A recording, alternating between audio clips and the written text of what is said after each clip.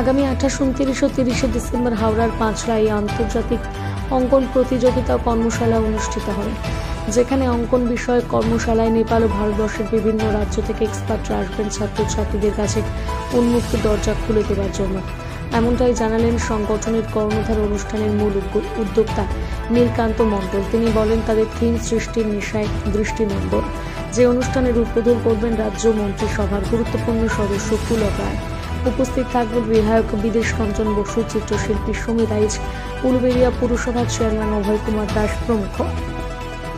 তার ছেলে মেয়েদেরকে অন্য পথে নিয়ে চলে যায়, যাতে ওই পথে না চলে যায় তার জন্য আমরা এত বড় আন্তর্জাতিক শিল্পীকে নিয়ে আসছি। ওইখানে বসে আলোচনা করা হবে, ওনারা প্রশ্ন করবেন ছবি এঁকে কী হবে, পরে ভবিষ্যতে কি করা যাবে, সেইগুলো ওনারা যখন প্রশ্ন করবেন আমাদের আন্তর্জাতিক খ্যাতির শিল্পীরা যারা আছেন, সেই প্রশ্নটার উত্তরটা ওনারা দেবেন।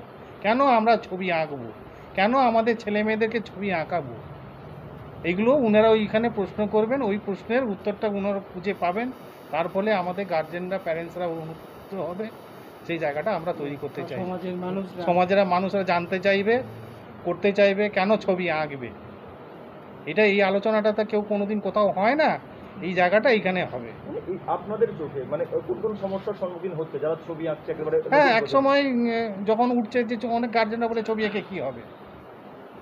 ছবি এঁকে যেমন আমাদের পড়াশোনায় যেমন হচ্ছে গ্র্যাজুয়েশন তৈরি হয়, MA তৈরি হয়, PhD তৈরি হয়, সেরকম ছবি আঁকার ক্ষেত্রেও আছে। কলেজ আছে, তার হচ্ছে HS পাসের পর পরীক্ষা হয়, পরীক্ষার পর তারপর BFA হয়, MFA হয়, PhD তৈরি হয়। এটা কেউ মানে অনেক গার্জেনরাই জানে না, অনেক প্যারেন্টসরাই জানে না। সেই জায়গাটা জানাবার জন্য এইখানে আমরা গেট টুগেদার তৈরি করতে চাইছি। জীবিকারও একটা তৈরি হয়। আমরা কি করি, বাচ্চা ছেলেদের যখন কেউ বায়না করি, যেমন হচ্ছে বাইরে ফ্রান্সে বা প্যারিসে কি আছে, যারা তাদের বাচ্চারা বায়না করলে কি হয়, তাদের ছবি কিনে দেয়। প্রত্যেকের বাড়িতে, আমার শিক্ষাগুরু প্রকাশ কর্মকার বলেছিলেন যে ফ্রান্সে আইডিয়াল বাড়ি কাকে বলে জানো? উনি বলেছিলেন যে প্রত্যেক বাড়িতে যদি একটা শিল্পীদের হাতে ছবি যদি না টাঙানো থাকে, তাকে আইডিয়াল বাড়ি বলে না। সেই জায়গাটাকে আমরা এখানে নিয়ে আসতে চাইছি। আমরা বাচ্চাদের হাতে কী করি, খেলনা চাই, খেলনাটা তুলে দিই, কিন্তু তা না করে প্রত্যেকের শিল্পীর কাছে যারা যারা তৈরি করে একটা ছোট্ট শিল্পী, যদি আমরা কম মূল্যভাবে কিনে সেখানে যদি আমরা টাঙাতে পারি, তাহলে কী হবে, এখানে সেটাও করতে চাইছি। মানে সেটাও কী হবে, প্যারেন্টসরা বুঝবে, সেটাও আমরা তৈরি করতে চাইছি এখানে। যে শিল্পটাও যারা যিনারা করছেন তিনারও কদর পাবেন, যারা কিনছেন তাদেরও একটা শোভাবর্ধক তৈরি হবে বসার ঘরে বা শোয়ার ঘরে। সেই জিনিসটা তো এখানে কেউ বুঝেন না, সেই জায়গাটাকে আমরা আনতে চাইছি। প্রথম বছরের অনেক কিছুই শুধরেছি। যে জিনিসটা হচ্ছে সবচেয়ে মেন ব্যাপার হচ্ছে আমরা অনেক দূর থেকে শিল্পী আনতে পারছি, ওনারা সহযোগিতা করছেন, সবচেয়ে মেন ব্যাপার। এই এত বড় যে কর্মকাণ্ড আমরা নিজেরাই ভাবতে পারিনি যে এইভাবে আমরা করে এগিয়ে যাব। সেই জন্য সবার কাছে সহযোগিতা পাচ্ছি। ওই আগের থেকে আমাদের এটা মোর দেন বেটার করার আরও চেষ্টা করছি। আমার নাম দেবাশিস মাইতি। পূর্ব পরিকল্পনা প্রায় 8 মাস আগে এটা তৈরি হয়েছে। মানে আমাদের একটা চিন্তাভাবনা কি, যে শহরতলি এবং শহরতলিতে অনেক কিছুই হয় এবং সেখানে ছেলেমেয়েরা সুযোগ পায় বা বড় গুণী মানুষরা আসেন। তো এখানে আমরা অনেকটা দূরে আছি, তো সেখান থেকে ছেলেমেয়েরা যে একটা আর্ট বিষয়ক, শিল্প বিষয়ক যে একটা চিন্তাভাবনা তারা পাবে, তাদের একটা অন্তর্দৃষ্টি একটা তৈরি হবে। তো সেই চিন্তা ভাবনা মাথায় রেখে অনেক গুণী মানুষদেরকে একসঙ্গে একটা জায়গায় একটা অনুষ্ঠানের মধ্যে দিয়ে আমরা এটাকে তাদেরকে নিয়ে আসছি। তাদের কথা এবং তাদের কাজ এবং নানা ধরনের শিক্ষামূলক একটা বিষয় এখানে থাকবে। আমাদের এই প্রোগ্রামটা 3 দিন চলবে, ডিসেম্বরের 28, 29, 30 তারিখ, শনি, রবি, সোম। এখানে একেবারে ছোট থেকে রিনাউন্ড আর্টিস্ট পর্যন্ত বিষয় আমি রেখেছি। একটা মেলবন্ধন, শুধু বড়দেরকে নিয়ে কিছু হয় না, কেন আমাদের যারা ছোট ছোট বাচ্চা আছে তাদের কথাও চিন্তা ভাবনা করতে হয়। তো যার জন্য এখানে একেবারে ছোট বাচ্চা থেকে আমরা একেবারে বড় বয়সের যারা রিনাউন্ড আর্টিস্ট তাদেরকে রেখেছি পর্যায়ক্রমে।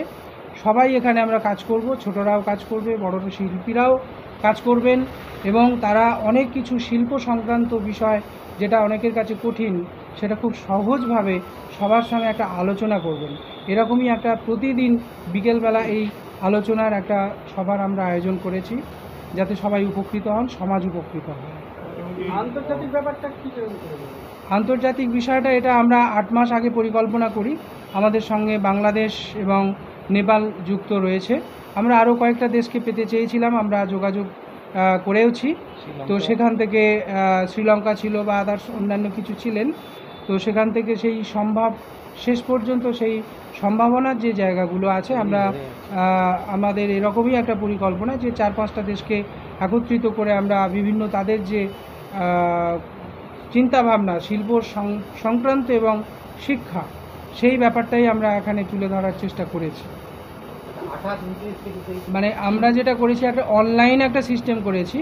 অনলাইনের মধ্যে দিয়ে টোটাল বিষয়টা হয়েছে, যাতে করে যে কোনো প্রান্ত থেকে সে অংশ নিতে পারে, যে তাকে এসে করতে হবে কম্পিটিশানটা, তাকে ফর্ম ফিল আপ করতে হবে, এরকম ব্যাপারটা নয়। আমরা 4টে বিভাগ করেছি, 7 বছর, 10 বছর, 14 বছর, 20 বছর, এইভাবে আমরা 4টে বিভাগ করেছি এবং তাদেরকে অনুপ্রাণিত করতে, এবং এটা একটা আনন্দদায়ক অনুষ্ঠান, আনন্দ উৎসব। সেই জন্য প্রত্যেকটা বিভাগে আমরা ফার্স্ট, সেকেন্ড, থার্ড ছাড়াও আমরা বিশেষ কৃতিত্ব হিসাবে তারা খুব ভালো ছবি আঁকে এইরকম জায়গা চিন্তাভাবনা করে প্রত্যেক বিভাগে আমরা 50 জনকে পুরস্কৃত করছি। হঠাৎ আপনি 5 লাই করতে গেলেন কেন এই প্রোগ্রামটা? 5 লাই করতে গেলাম কেন, এই বিষয়টা দেবাশিস তুমি একটু বলো। সেই জায়গা থেকে এই প্রতিযোগিতা অনেকটাই আলাদা, তার কারণ এখানে আমাদের নির্দেশ দেওয়া আছে যে তোমরা কেউ দেখে ছবি আঁকবে না, ছবি কখনো দেখে হয় না। যে তুমি বই দেখে আঁকছো, ইউটিউব দেখে আঁকছো, বা অন্য কোনো জায়গা থেকে স্যার এঁকে দিচ্ছে সেটাকে কপি করছো, এটা ভীষণভাবে নিষিদ্ধ করা হয়েছে। এখানে আগে থেকেই বলা হয়েছে তুমি তোমার মনের রং, তুমি তোমার মনের ভাবনা, তোমার ইচ্ছে, তোমার ভালো লাগা, তোমার স্বপ্ন, সেইটাকে তুমি আঁকার চেষ্টা করো, যাতে ছবি এবং তোমার একটা নিজের একটা সত্তা যেন ছবির মধ্যে থাকে। এটা সবথেকে বড় একটা পার্থক্য। এবং সব জায়গায় যেটা হয়, একটা ড্রয়িং কম্পিটিশান হলো, পুরস্কার দেওয়া হলো, কিন্তু এখানে যেটা আমি করেছি যে ড্রয়িং কম্পিটিশান তার সঙ্গে একটা কনভারসেশন, মানে এই যে গুণী মানুষদের নিয়ে আসার উদ্দেশ্য হচ্ছে এইটা, যে তারা আলোচনা করবেন। তারা শিল্প বিষয়টা অনেকেই কোনো কিছু বোঝে না, তারা হয়তো ভাবে কপি করলেই বেশি ভালো হয়, আমার বাচ্চাকে টিচার যেটা এঁকে দিয়েছেন 40 বা 50 বার তারা আঁকুক, তারাই পুরস্কার পাবে। বিষয়টা এরকম হয় না, এটা ভুল।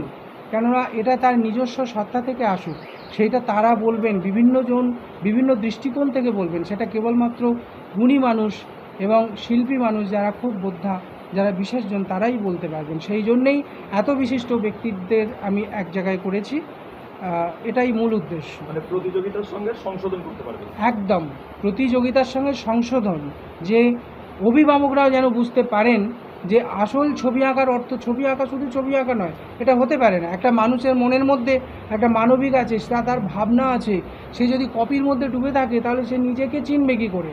কেন তার মা পছন্দ করে লাল রং বলে সেই বাচ্চাটাও লাল রং পছন্দ করবে? এটা তো হতেই পারে না।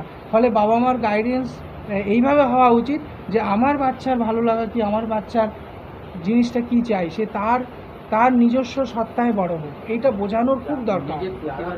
আপনি একটা খুব ভালো কথা বলেছেন। আমরা এটা নিয়ে আমাদের পরবর্তী ক্ষেত্রে আমরা এটা নিয়ে মিটিংয়ে বসবো, যে যাতে করে তাদেরকে নিয়ে কোনো কিছু করানো যায়, বা আমরা সব সময় এই বিষয়টা আমরা সচেতন থাকি, বা আমাদের ইচ্ছেটা এটাই হয় যারা ট্যালেন্টেড তারা গ্রামগঞ্জ থেকে উঠে আসুক, তাদেরকে আমরা ভালো জায়গায় তাদেরকে আমরা শেখাবো, তাদেরকে আমরা বোঝাবো যে তোমরা কিভাবে তোমার ট্যালেন্টকে কাজে লাগাতে পারবে, কোথায় কিভাবে তুমি কোন পদ্ধতিতে গেলে তুমি তোমার ইচ্ছে অনুযায়ী তুমি ডানা মেলতে পারবে। এটা খুব বড় প্রশ্ন, যে এটার ভীষণ অভাব, যে সে খুব ভালো প্রতিভাবান কিন্তু সেটা অনেক কিছু জানে না, বা জানার স্কোপ নেই, সুযোগ নেই, সেইগুলো তারা কিন্তু এই অনুষ্ঠানের মধ্যে দিয়ে তারা পাবে। বিচারক মণ্ডলী হিসেবে কারা আসছে? আরেকবার বলবেন। বিচারক মণ্ডলী হিসেবে কারা? বিচারক মণ্ডলী হিসাবে আমি রেখেছি যারা এখানে বিশিষ্ট চিত্রশিল্পী আসছেন তারাই এটার বিচার করবেন, এবং তারা লোকালি কেউ নন, যারা বাইরে থেকে আসছেন তারাই বিচার করবেন। সেটা সব থেকে এখানে একটা আমার মূলধন, যে এখানে কোনো রকম এই একটা সমাজে একটা ভুল একটা তথ্য থাকে, কম্পিটিশান মানে একটা পার্সিয়ালিটি আছে, সেখানে একটা নিজেদের একটা স্বজন পোষণের ব্যাপার আছে। এখানে ভীষণভাবে আমরা এটা ঘোর বিরোধী, যার জন্য শিল্পীরা তাদের চিন্তা ভাবনা অনুযায়ী যেটা করবেন সেটাই চূড়ান্ত। কটা পর্যন্ত খোলা থাকবে? এটা 8টা থেকে, সকাল 8টা থেকে খোলা থাকবে, সকাল 10টা থেকে রাত 8টা পর্যন্ত খোলা থাকবে। সকাল 10টা, রাত 8টা। আপনার নাম? আমার নাম নীলকান্ত মণ্ডল। আমি এই অনুষ্ঠানের আয়োজক বা সকলে আমার সঙ্গে আছেন দেবাশিস মাইতি, শান্তনু প্রামাণিক, এখানে শ্যামল কুমার নাথ, শুভ দাস, বিশিষ্টভাবে আছে পিতা প্রামাণিক, অর্ঘদীপ ব্যানার্জি, হাবিবুল্লাহ আছে, এসকে হাবিবুল্লাহ, এখানে আছে সৌম্যজিৎ, এখানে আছে তোমার নামটা শুভজ্যোতি, এরা সুমন, এরা খুব ভীষণভাবে আমার সঙ্গে জড়িয়ে রয়েছে, কেননা এত বড় একটা অনুষ্ঠান আমার একার পক্ষে পরিচালনা করা সম্ভব নয়। এই সকলের ভীষণ অক্লান্ত পরিশ্রমের মধ্যে দিয়েই আজকে এইটা সাকসেস হবে আমি আশা করি।